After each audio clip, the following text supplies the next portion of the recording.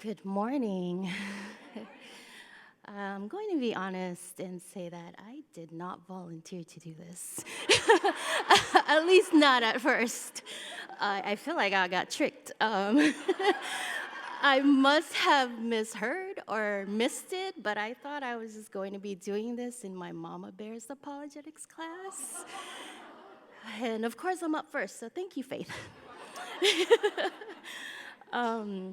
When I was first asked to consider giving a testimony, she told me, "Oh, you're perfect for this." And my first reaction was, "No. Why would you think that, Susan?" Then I panicked because I got scared. Knowing me, I get a bit self conscious, especially talking to a crowd and talking about myself. Afraid of just being judged, and for you all to see my many, many flaws and imperfections, and to hear my truths and my insecurities, to be just transparent and vulnerable in front of people you technically, haven't really met yet, can be nerve-wracking for sure. So to make it even more painful and uncomfortable for me up here, I will share more of myself, so bear with me. My name is Leslie Hermosilla. I am 42 years old. I was born in the Philippines, and I came here in the US, in California, when I was 8 years old. And I will never forget the day that I finally decided to accept Jesus Christ as my personal Lord and Savior back in May 1st, 1994, just a couple of days shy of my 16th birthday. I have 3 wonderful boys: Isaacer, who just turned 14 Sunday, Asher, who turned 4 last month, and Joseph, who turned 2 in August. My husband, Jay, and I celebrated our 7th year anniversary in October, and even though he was raised Catholic, he has been coming here to church with us this whole time. And we have been coming to BCC for almost 5 years now, and yet this is my first time joining a Bible study class and joining a ministry or a life group. And I hate to admit it, we were those family that was probably, we would come to Sunday service, and then once it's over and we get to the lobby, we get a little bit awkward and a little bit weird in the seas of the other churchgoers because, we're probably just scared of just putting ourselves out there. So we would rush to get out. And we would attend a couple of church events here and there. And there have been a handful of ladies who have talked to us and who have been very friendly and welcoming. And in passing, they would say hi to us and remember us. But that was pretty much our interactions here. We never really knew anybody on a more personal level where we can say, yeah, we know them, or we can call them and say, hey, let's grab some coffee and have a little bit of fellowship together, or how can I pray for you today, And it's not that we didn't want to or lack of trying. I just chalked it up to, we are always busy. Or it seems like there was always something coming up, or life events that would happen that was out of our control. For example, my last 2 pregnancies, I almost died, for both of those.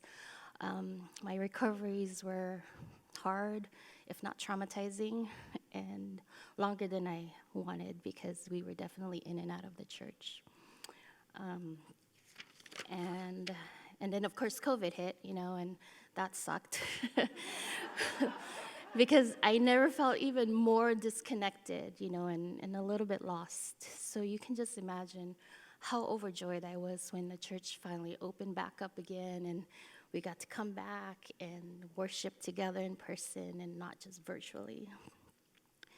But I think what made me really join this time around too was that I just got tired of when people did talk to us and they would say, hey, hi, welcome. So are you guys new to BCC? And I'm like, oh, gosh, no. But I'm going to change that because I do, I do want to be a little bit more involved, and I do want to be plugged into the church. And I didn't even know, we had to sign up to be a member. I thought, once we signed that first visitor card, we were in there, automatic membership. So it shows you how much we pay attention. But I've been doing well this year. Besides joining a Bible study, finally, not just one but two for the first time. I'm doing the Mama Bears on Tuesday morning and Elijah on Wednesday evenings. And I've also been volunteering on certain events, whether it's to help set up or decorate or clean up, or help bake or donate or whatever I can, when I have the time. Obviously, with the little kids too, sometimes they're crazy. And also, with everything that's going on with the world too, with the books and the topics that were being offered, also it drew me to finally join because I was concerned and I was scared for my kids' future. I thought I would go into my classes, soak up as much information as I can and be more knowledgeable and better equipped and help my kids, especially my middle schooler, because oh boy, does he have a lot of questions right now. And yes, I did get all of that and more, but what I also realized in what was happening in these classes was that I was learning more about myself, almost like I was rediscovering what I kind of forgotten sometimes, and also what I was letting myself fall trapped into. I was letting fear rule me a lot. I was so scared of failing and, disappointing God so much that I was doing exactly that by turning around and not trusting Him more just by casting all my anxiety and burden onto Him and thinking that, I can fix this myself and not bother Him so much. Why am I even letting, men and women's influences or their outside worldview, affect me so much when it's not really based on God's truth? And or care what others think about me, because really at the end of the day, like what Pastor Marty would say, when Judgment Day comes, I only have the Lord to answer to. It's only Him and His opinions and His judgment that really matters. And it's only Him who I should really be fearful about or to. But because our Father is so good and He cared enough for us that He sent His only Son to save us from our sin, that through Him and through His sacrifice, we have everlasting life. And we don't have to fear a thing. How many times in the Bible did it was mentioned, do not fear, for I am with you. In Isaiah 41:13, for I am the Lord your God who upholds your right hand, who says to you, do not fear, I will help you. In Deuteronomy 31:6, be strong and courageous, do not be afraid. Or in Luke 12:32, do not be afraid, little flock, for your Father has chosen gladly to give you the kingdom. It's funny now that I really think about it, because all these years I've been attending BCC and I've been praying and asking God, what do you want from me? What do you expect from me, God? Just show me a sign, or push me in the right direction, because I really like BCC. I just need to find my place. Well, I should have known better, because, well, if this isn't a sign, then I don't know. And also because He already put me in the right place just by being here. He has been moving things and pieces and even people in and out of my lives, whether I liked it or not. Just like the master chess player that He is, that it's no wonder I can't even keep up and fully really understand what His plans are for me until I get there, because he's already 10, 20, 30 steps ahead of me, and He's just waiting patiently for me to get there, to follow and obey, basically to catch up. So since I finally decided to step out of my comfort zone a little and not be so afraid to meet and let people, others in, I have met some amazing women in here so far. And some of them are actually here, but I won't put them on the spot. But I hope they know how I am so thankful for them and their friendship. It really means a lot to me.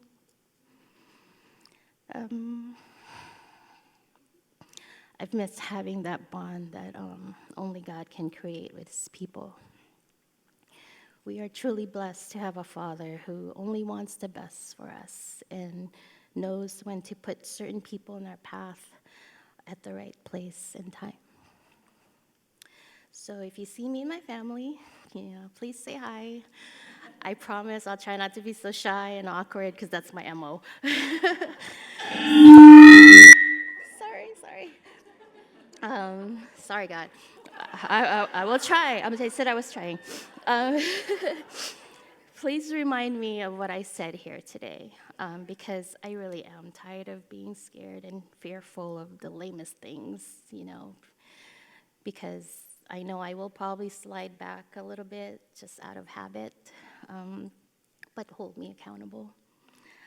I want to be a better example for my kids because, I can't teach them and lead them, by example if I can't even walk the talk. And just remember as much as a reminder for myself.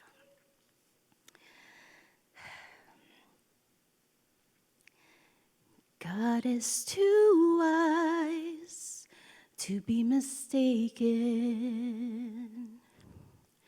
God is too good to be unkind. So when you don't understand, when you don't see his plan, when you can't trace his hand, trust his heart. I know it's easier said than done, but don't be afraid and trust his heart.